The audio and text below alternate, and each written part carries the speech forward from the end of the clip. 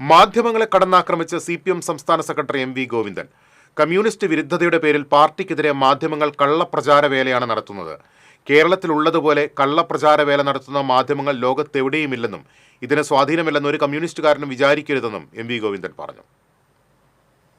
അഴീക്കോടൻ രാഘവൻ അനുസ്മരണത്തോടനുബന്ധിച്ചുള്ള പൊതുസമ്മേളനം തൃശൂർ തേക്കിൻകാട് മൈതാനിയിൽ ഉദ്ഘാടനം ചെയ്യുകയായിരുന്നു അദ്ദേഹം. രാഷ്ട്രീയ പ്രതിയോഗികളെ പോലും പേരിന് മാത്രം പരാമർശിച്ച പാർട്ടി സെക്രട്ടറി പ്രസംഗത്തിന്റെ ആദ്യാവസാനം വരെ മാധ്യമങ്ങൾക്കെതിരെ അതിരൂക്ഷ വിമർശനമാണ് നടത്തിയത്. മാധ്യമങ്ങളെല്ലാം ശ്രമിച്ചുകൊണ്ടിരിക്കുന്നത് അവരുടെ വർഗപരമായ കാഴ്ചപ്പാട് വെച്ചുകൊണ്ട് അവരുടെ താല്പര്യം സംരക്ഷിക്കാനാണ്. നമുക്കെതിരായിട്ടുള്ള കള്ളപ്രചാരവേല ലോകത്ത് കമ്മ്യൂണിസ്റ്റ് പ്രസ്ഥാനത്തിനെതിരായി ഇതുപോലെ കള്ളപ്രചരണം സംഘടിപ്പിക്കാൻ ഒരു മാധ്യമ ശൃംഖല വേറെ എവിടെയില്ല ഈ കേരളത്തിലുള്ളതുപോലെ. മാധ്യമങ്ങളെല്ലാം ശ്രമിക്കുന്നത് വർഗപരമായ കാഴ്ചപ്പാടിലൂടെ അവരുടെ താല്പര്യങ്ങൾ സംരക്ഷിക്കാനാണ്. അഴീക്കോടനെ അഴിമതിക്കാരനായി അവർ ചിത്രീകരിച്ചു. എന്നാൽ ജീവിച്ചിരുന്ന അഴീക്കോടനേക്കാൾ കരുത്താണ് രക്തസാക്ഷിയായ അഴീക്കോടൻ. അദ്ദേഹത്തെ അനുസ്മരിക്കുമ്പോൾ പാർട്ടിക്കുണ്ടാകുന്ന കരുത്ത് വളരെ വലുതാണ്. തീവ്ര ഇടതുപക്ഷം അന്നും ഇന്നും വലതുപക്ഷത്തിന്റെ രണ്ടാം മുഖമാണ്. അതിനെ ഇടതുപക്ഷമായി തെറ്റിദ്ധരിക്കേണ്ട. ഇനിയും ഭരണത്തുടർച്ച ഉണ്ടായാൽ വികസിത രാഷ്ട്രത്തിന് സമാനമായ ജനതയെ സൃഷ്ടിക്കുകയാണ് നവകേരള പദ്ധതിയുടെ ഉള്ളടക്കം. എന്നാൽ കേരളത്തിൽ വികസന പ്രവർത്തനങ്ങൾ നടക്കാതിരിക്കാനാണ് UDFും BJPയും പാരവെക്കുന്നത്. ഒരു വികസനവും നടത്താൻ കേരളത്തിലെ ഇടതുപക്ഷ ജനാധിപത്യ മുന്നണി അനുവദിക്കില്ല എന്ന് പറഞ്ഞുകൊണ്ട് രാഷ്ട്രീയ തീരുമാനമനുസരിച്ചുകൊണ്ടാണ് BJPയും അതുപോലെ തന്നെ കോൺഗ്രസും ഒരേപോലെ തീരുമാനിച്ച് കച്ചകെട്ടി ഇറങ്ങി പുറപ്പെട്ടത്. നമ്മുടെ എല്ലാ വികസന പ്രവർത്തനത്തിനും അവരെതിരാണ്. നിലവിൽ ജീർണാവസ്ഥയിലായ കോൺഗ്രസിന് ഇവിടെ ബദലാകാൻ കഴിയില്ല.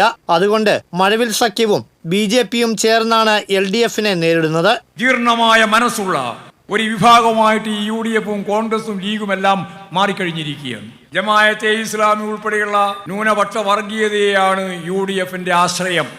ഈ വർഗീയ ശക്തികളെല്ലാം ചേർന്നൊരു മഴവിൽ സഖ്യമുണ്ടാക്കി മൂന്നാം ടേം കേരളത്തിലെ ഗവൺമെന്റിനെ അധികാരത്തിലേറ്റില്ല എന്ന ശപഥത്തിന്റെ പിന്നിൽ ഈ മാധ്യമ ശൃംഖലയെയും എല്ലാം അണിനിരത്തിക്കൊണ്ടാണ് പാർട്ടിക്കെതിരായി, ഗവൺമെന്റിനെതിരായി, അതുപോലെ തന്നെ പാർട്ടി നേതൃത്വത്തിനെതിരായി അപവാദ പ്രചാരവേല, കള്ള പ്രചാരവേല ഇവർ സംഘടിപ്പിച്ചുകൊണ്ടിരിക്കുന്നത്. നിയമസഭയിലും ലോകസഭയിലും BJP അക്കൗണ്ട് തുറന്നത് കോൺഗ്രസിന്റെ വോട്ട് കിട്ടിയാണെന്നും അദ്ദേഹം ആരോപിച്ചു. സുരേഷ് ഗോപി ജയിച്ചിരിക്കുന്നു. എങ്ങനെയാ ജയിച്ചത്? ജയിച്ചത് കയ്യബദ്ധം പറ്റിയതുകൊണ്ട് മാത്രമല്ല. 86,000 വോട്ടാണ് കോൺഗ്രസിന്റെ വോട്ട് BJPക്ക് അനുകൂലമായിട്ട് മാറിയത്. കോൺഗ്രസിന്റെ വോട്ട് നേടാൻ സാധിക്കുന്നില്ല എങ്കിൽ BJP ഒരു സീറ്റിലും ഈ കേരളത്തിൽ ഇതിനു മുമ്പ് ജയിച്ചിട്ടില്ല, ഇനിയോട്ട് ജയിക്കുകയുമില്ല. CPM ജില്ലാ സെക്രട്ടറി KV അബ്ദുൽ ഖാദർ അധ്യക്ഷത വഹിച്ചു. സുരേഷ് ഗോപിയുടെ വിജയം തൃശ്ശൂരുകാർക്ക് പറ്റിയ ഒരു കൈത്തറ്റാണെന്ന് അദ്ദേഹം പറഞ്ഞു. സുരേഷ് ഗോപിയുടെ കലുങ്ക് സംവാദ വിവാദം ചൂണ്ടിക്കാട്ടിയായിരുന്നു പരാമർശം. നരേന്ദ്രമോദി 5 വർഷം കൂടി രാജ്യം ഭരിച്ചാൽ അമേരിക്കൻ ഡോളറുമായുള്ള ഇന്ത്യൻ രൂപയുടെ മൂല്യം വൻ തകർച്ച നേരിടുമെന്ന് CPM പോളിറ്റ് ബ്യൂറോ അംഗം A വിജയരാഘവൻ പരിഹസിച്ചു.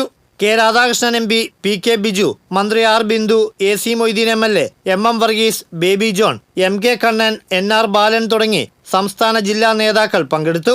സമ്മേളനത്തിന് മുന്നോടിയായി 100 കണക്കിന് പേർ അണിനിരന്ന റെഡ് വാളണ്ടിയർ മാർച്ചും ബഹുജന റാലിയും നടന്നു. TCV തൃശൂർ.